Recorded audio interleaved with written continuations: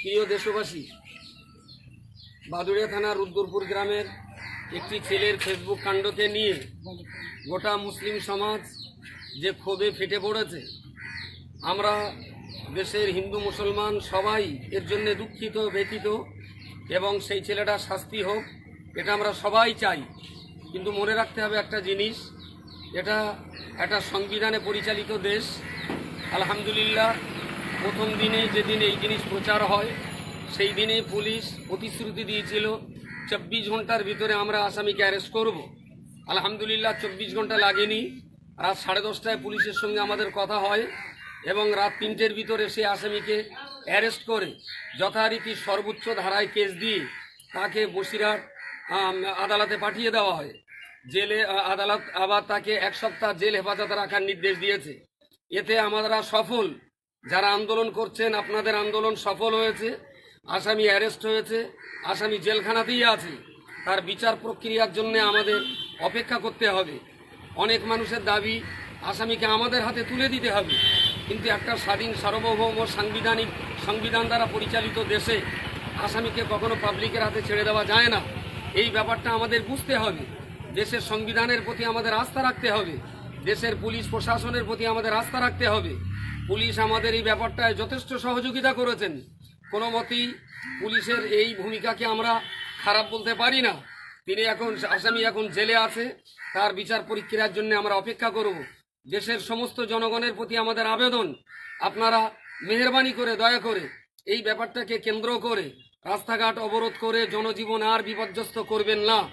যদি আমরা অতিরিক্ত রাস্তাঘাট অবরোধ করে জনজীবন বিপর্যস্ত করি, তাহলে দেশের অন্য সম্প্রদায়ের মানুষ তারা আমাদের প্রতি অসন্তুষ্ট হয়ে তাদেরও ভাবমূর্তি আলাদা দিকে চলে যাবে। দীর্ঘদিন ধরে যদি আমরা এই অবরোধ প্রক্রিয়া চালাই, দেশের পুলিশ প্রশাসন তারা আমাদের প্রতি আস্থা রাখতে পারবে না। সুতরাং পুলিশ যখন অ্যারেস্ট করেছে, জেলে যখন বন্দি আছে, আমরা তার বিচার প্রক্রিয়ার জন্য অপেক্ষা করব। সর্বোপরি এটাও মনে রাখতে হবে, বিভিন্ন জায়গায় রাস্তা অবরোধ করে যেভাবে গাড়ি ঘোড়া পোড়ানোর সংবাদ আসছে, এটা অত্যন্ত ন্যাক্কারজনক। ইসলামে এই অশান্তির কথা নেই। ইসলাম শান্তির কথা বলে, ইসলাম সম্প্রীতির কথা বলে, ইসলাম সৌভ্রাতৃত্বের কথা বলে। সুতরাং গাড়ি ঘোড়া জ্বালিয়ে ক্ষোভ প্রকাশ যারা করতে চাইছেন, তাদেরকে আমরা বলবো মেহরবানি করে আপনারা ওই দিকটায় যাবেন না। যে ঘটনা ঘটে গেছে তার জন্য আমরা অত্যন্ত দুঃখিত। ইসলামে এই ধরনের কোনো কথা বলা নেই।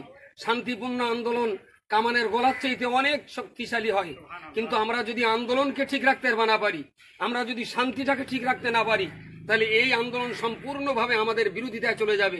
গোটা দেশবাসীর কাছে আমাদের অনুরোধ, আপনারা আল্লাহর হস্তে এই ব্যাপারটাকে নিয়ে কোথাও কোনো মিথ্যা গুজব রটাবেন না। নিজেদেরকে শান্তি সম্প্রীতি সৌহার্দ্যের সাথে বসবাস করুন, রাস্তাঘাট খুলে দিন এবং দস্তুর মতো জনজীবনকে স্বাভাবিক করুন। আসামি যাতে সর্বোচ্চ শাস্তি পায়, তার জন্য আমরা খুব শিগগিরই বড় আকারে আবার সভা করব।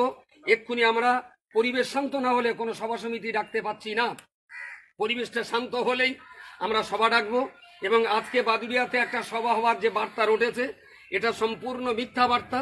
বাদুড়িয়াতে এই পরিস্থিতিতে আমরা কোনো সভা ডাকতে পারিনি, সভা আমাদের কোনো ঘোষণা নেই। যেদিন আমরা সমাবেশ করব, হিন্দু মুসলমান সবাই মিলে আমরা সম্প্রীতি সভা করব, সেই দিনে আবার পরবর্তীকালে আপনাদের জানানো হবে।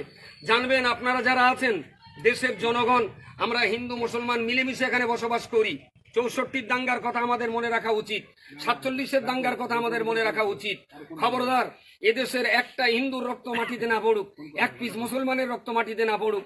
মিলেমিশে যেমন ছিলাম আমরা সেই মিলেমিশে থাকবো। অপরাধী যিনি, সে সর্বোচ্চ শাস্তি পাক।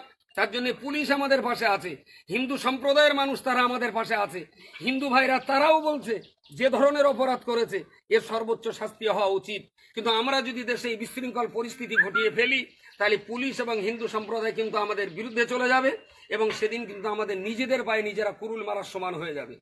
এতটুকু কথা বলে দেশবাসীকে শান্ত শিষ্ট সম্প্রীতির সাথে মিলে মিশে স্বাভাবিক জনজীবনকে ফিরিয়ে আনার আবেদন জানিয়ে আপনাদের কাছ থেকে বিদায় নিচ্ছি। আসসালামু আলাইকুম ওয়া রাহমাতুল্লাহ।